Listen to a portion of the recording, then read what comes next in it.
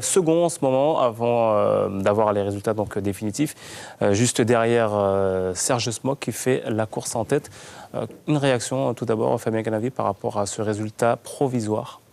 Vous dites bien provisoire, donc nous sommes très satisfaits des éléments que nous possédons.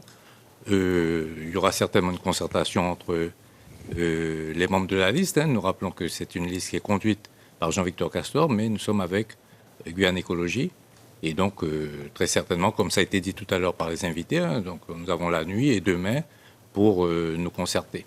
Mais en tout cas, pour ce qui concerne en tant que secrétaire du MDES, donc pour ce qui concerne globalement les élections, je vous ai entendu. C'est vrai que l'abstention est très forte, elle est liée au coronavirus. Et ce qui nous surprend, il y a une progression tout de même comparé à 2014. C'est le traitement qu'il y a de cette affaire-là, de cette pandémie. C'est-à-dire, en tout cas, pour ce qui concerne la Guyane, parce que si aujourd'hui la participation est aussi faible, c'est dû en grande partie à cette affaire. Il aurait fallu annuler les élections, selon vous ? Mais en tout cas, nous posons... Il est vrai que les élections constituent un moment important dans la vie politique, mais nous, dans la vie sociale de la Guyane, la santé est en avant, doit être mise en avant, et nous nous étonnons que des avions arrivent toujours en Guyane, alors que l'Europe est le foyer de la pandémie. En tout cas, c'est là où elle fait le plus de dégâts, même si c'est parti de Chine.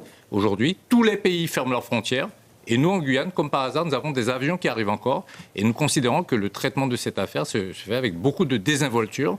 Parce que, en tout cas, nous préparons un courrier au préfet où nous exigeons que tous les passagers qui arrivent d'Europe soient mis en quatorzaine pour au moins éviter que cette pandémie fasse des dégâts en Guyane. Parce que nous le savons tous aussi, c'est qu'aujourd'hui en Guyane, il n'y a pas les moyens, il n'y a pas une couverture sanitaire qui permettra de prendre en charge si jamais il y a des malades déclarés en Guyane.